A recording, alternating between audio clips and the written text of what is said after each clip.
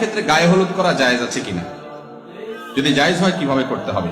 ভাই, আপনার বিয়েতে আপনি গায়ে কি হলুদ দিবেন না মরিচ দিবেন এটা আপনার ব্যাপার, কিন্তু মনে রাখবেন গায়ে হলুদ নিয়ে আমাদের একটা বক্তব্য আছে এবং এটা নিয়েও আপনি অনলাইনে সার্চ দিলে দেখতে পাবেন।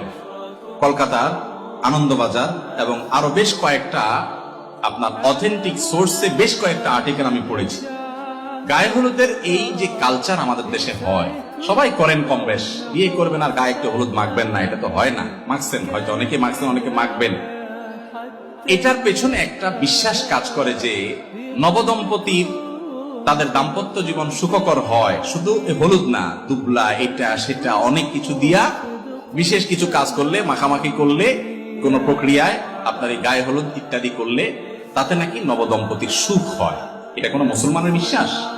মুসলমানের বিশ্বাস না। মুসলমানের সুখ এবং শান্তির মালিক কে? গায়ে